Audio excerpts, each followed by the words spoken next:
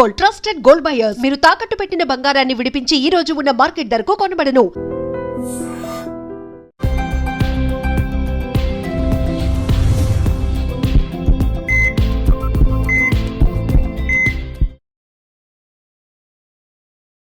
నమస్తే, welcome back to IT media healthy conversations. So ఈరోజు మనతో ఉన్నారు సీనియర్ గైనకాలజిస్ట్ శ్రవంతి గదిరాజు గారు. అండ్ మనం యూట్యూబ్లో చాలా వీడియోస్ చూస్తున్నాం అబౌట్ పీరియడ్ హెల్త్ అని చెప్పి. సమ్ ప్యాడ్స్ని యూజ్ చేసి మరి కలర్స్ని యూజ్ చేసి మరీ చెప్తూ ఉంటారు. అంటే పీరియడ్ బ్లడ్ ఈ కలర్లో వస్తే ఈ సిమ్టమ్, ఈ కలర్లో వస్తే ఈ సిమ్టమ్, మెరూన్ వస్తే హెల్దీ అని, లేకపోతే ఇంకేదో చెప్తూ ఉంటారు. సో వాళ్ళు సర్టిఫైడ్ డాక్టర్సా, గైనకాలజిస్ట్లా, ఇంకేంటి అనేది మనకు తెలీదు. అసలు పీరియడ్ బ్లడ్ అనేది ఎలా ఉంటే హెల్దీగా ఉన్నట్టు, ఎలాంటి చేంజెస్ కనిపిస్తే మనం అలర్ట్ అవ్వాల్సి ఉంటుంది, దీని గురించి మాట్లాడదాము. Hi ma'am. High Jhansi. So period period period ఇది ఒక పెద్ద ట్యాబు ఇష్యూస్ లాగా, ఇంకా పీరియడే ఎక్కువ అంటే మీరు పీరియడ్ బ్లడ్ని కూడా తీసి మాట్లాడుతున్నారు అంటూ ఉంటారు. బట్ ఇది ఇంపార్టెంట్ థింగ్. మన పీరియడ్ బ్లడ్ అనేది మన హెల్త్ ఎలా ఉందో అదే తెలుసుకోవడానికి యూజ్ అవుతుందా? ఆ చేంజెస్ అనేది మనకి పీరియడ్ వచ్చినప్పుడు తెలుస్తాయా అని. అంటే పీరియడ్ అసలు యాక్చువల్గా పీరియడ్ అంటే నార్మల్ మెన్స్ట్రువల్ బ్లడ్ ఎలా ఉండాలి, మామూలుగా ఏ కలర్లో ఉండాలి, ఆల్టర్డ్ కలర్లో ఉండకూడదు. ఆల్టర్డ్ కలర్ అంటే ఏంటి, బ్లడ్ అంటే ఏంటి, చెయ్యి కట్ చేస్తే మనకి ఏ కలర్ వస్తుంది, రెడ్ కలర్ వస్తుంది.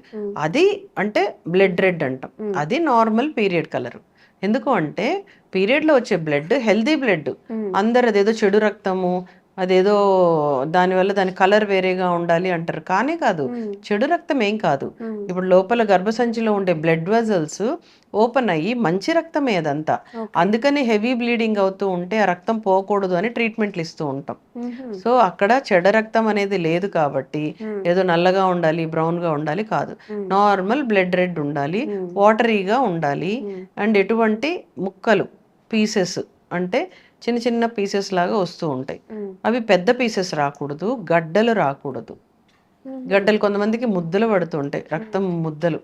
సో ఇవి లేకుండా మంచిగా 3 to 4 days minimum 2 to 3 pads per day అవుతున్నాయి అంటే అది హెల్దీ పీరియడ్ అనుకుందాం. అబ్నార్మల్ కలర్ ఏంటి, కలర్ ఇక్కడ మనకు కావాల్సింది కలర్ ఏంటి, కొంతమందికి డార్క్ కలర్ లో వస్తుంది. అదేంటి అంటే dark maroon colour and chocolate brown colour, ఇలాంటివి అబ్నార్మల్ కలర్స్. అవి డిసీజ్ గురించి. వాటికి అట్లా కలర్ వచ్చింది అని అంటే డెఫినెట్గా something wrong. You have to visit A doctor. ఇక్కడ ఒక గైనకాలజిస్ట్ అవసరం 100% ఉంది కలర్ చేంజ్ ఉంటే. అంటే దానివల్ల మీకు ఏదో ప్రమాదం జరుగుతుందని కాదు, ఎందుకు అట్లా అవుతుంది, ఈ కారణం వల్ల అవుతుంది కాబట్టి మనం దీనికి ఒక ట్రీట్మెంట్ ఇవ్వాలి. అలాగా మనం గుర్తుపెట్టుకోవాలి. అంటే అసలు కొంతమందికి తెలియని కూడా తెలియదు ఆ కలర్ ఎందుకు వస్తుంది అంటే, అంత గమనించుకునే నాలెడ్జ్ కూడా ఉండదు చెప్పాలి అని అంటే. సో అలా కాదు, కంపల్సరీ ప్రతి వాళ్ళకి ఒక అవగాహన ఉండాలి. సో పీరియడ్ బ్లడ్ కలర్ ఎలా ఉండాలి, ఎంత ఫ్లో ఉండాలి అనేది అవగాహన ఉండాలి. కొంతమందికి ఏంటంటే కొన్ని హార్మోనల్ ప్రభావం వల్ల ఆరు కొన్ని సిస్ట్లు, ఒవేరియన్ సిస్ట్లు అని రకరకాల ప్రాబ్లమ్స్ వల్ల లోపల కలర్ ఏమవుతుంది అంటే కొంచెం dark maroon colour, chocolate brown కలర్లో వస్తూ ఉంటుంది. సో అలాంటప్పుడు మనం దాన్ని గుర్తించుకొనేసేసి ఏ డే వస్తుంది అది కూడా, అంటే ఫస్ట్ డే కలర్ ఉందా, తర్వాత వెళ్ళేటప్పుడు అంటే 5th day 6th day అట్లా వస్తుందా. కొంతమందికి ఇన్ బిట్వీన్ అంటే 10th day తర్వాత కూడా కొంచెం వేరే కలర్లో వస్తూ ఉంటుంది. సో వీటన్నిటికీ రకరకాల ట్రీట్మెంట్స్ ఉంటాయి, కరెక్ట్ చేసుకోవాల్సిందే, తప్పదు. అలాగా రావద్దు.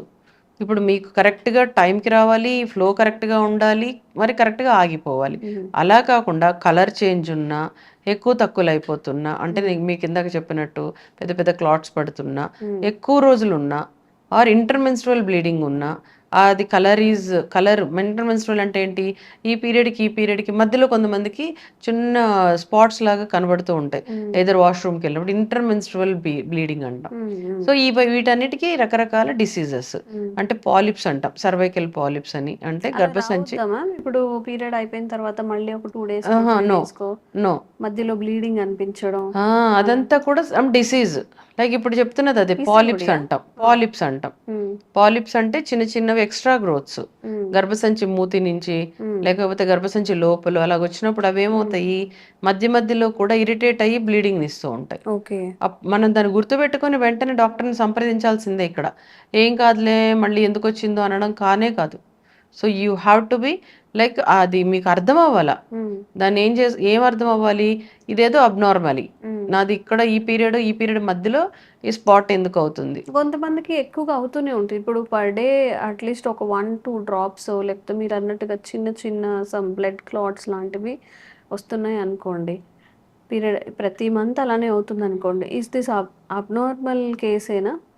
ఏదైనా టెస్ట్ చేసుకోవాల్సి వస్తుంది అంటే ఇప్పుడు పీరియడ్ టైంకి వచ్చింది అనుకోండి, 28 డేస్ సైకిల్, 28 డేస్ సైకిల్లో ఫస్ట్ డే కొంచెం హెవీ బ్లీడింగే ఉంటుంది, చిన్న పీసెస్ లాంటివి పడుతూ ఉంటాయి, దట్ ఈస్ నార్మల్. కానీ 3rd డే 4th డే కూడా అవుతూ ఉంటే, కలర్ వేరే కలర్ వస్తూ ఉంటే కంపల్సరీ అబ్నార్మల్. లేదు పీరియడ్ అంతా ఆగిపోయింది, 6-7 డేస్కి ఆగిపోయింది, మళ్ళీ 2-3 డేస్కి మళ్ళీ కనపడింది, అది కూడా వేరే కలర్లో కనపడుతుంది, సో కంపల్సరీ అబ్నార్మల్. లేదు పీరియడ్ స్టార్ట్ అయ్యేటప్పుడే ఒకలాంటి మడ్డీ కలర్లో స్టార్ట్ అయ్యి తర్వాత it is turning into normal period, అది అబ్నార్మలే. అవునా? అది అబ్నార్మలా? ఎస్, ఇవన్నీ కూడా abnormal cycles, abnormal bleeding patterns. అంటే మెన్స్ట్రువల్ బ్లడ్ కలర్ని మనము హెల్తీ అని కాదు కానీ ఏదో some hormonal changes or collected blood అంటాం.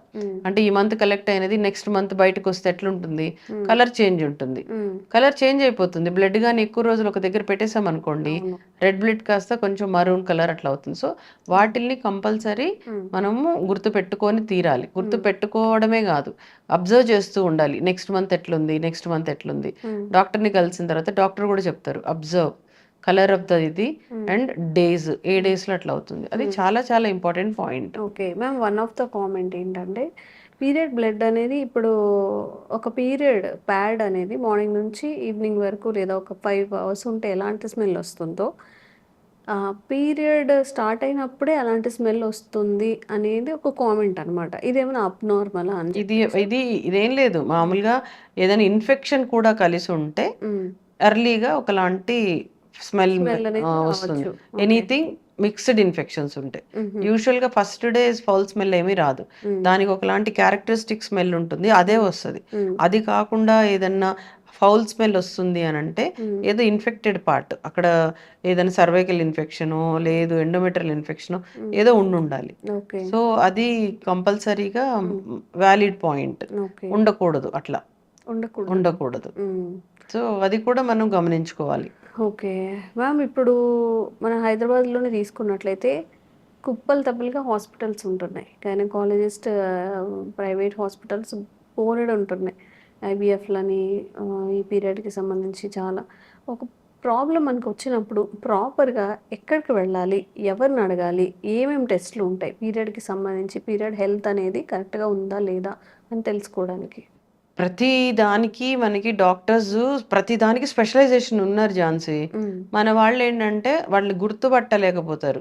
ఎడ్యుకేటెడ్ వాళ్ళు అయితే మంచిగా గూగుల్లో సర్చ్ చేసుకొని రేటింగ్ చూసుకొని వెళ్తారు డాక్టర్స్ దగ్గరికి. ఎవ్రీబడి నోస్, ఒక కిడ్నీ ప్రాబ్లం అంటే నెఫ్రాలజిస్ట్ వెళ్ళాలి, అలాగే స్టోన్ ప్రాబ్లం అంటే యూరాలజిస్ట్ వెళ్ళాలి, అలాగే ఈ అమ్మాయిల ప్రాబ్లమ్స్ అంతా గైనకాలజిస్టులు. వాలిడ్ హాస్పిటల్స్ ఉండాలి, అలాగే వాళ్ళు క్వాలిఫైడ్ డాక్టర్స్ అయి ఉండాలి. అంటే హాస్పిటల్కి మంచి పేరు ఉండాలి, ఎటువంటి లైసెన్స్డ్ కానీ హాస్పిటల్కి మనం వెళ్ళకూడదు. అలాగే ఆ డాక్టర్ కూడా క్వాలిఫైడ్ డాక్టర్ ఉండాలి, అంటే తను డిగ్రీ, చాలా మంది ఫేక్ డిగ్రీలు పెట్టుకొని కూడా వైద్యం చేస్తూ ఉంటారు. సో దాన్ని కనిపెట్టాలి మనం, ఈమె రెగ్యులర్గా చూస్తుంది అయినా కూడా కొంతమంది నకిలీ డాక్టర్లు ఉంటున్నారు, ఏవో చాలా సర్జరీల తర్వాత ఈయన నకిలీ డాక్టర్ అంటున్నారు.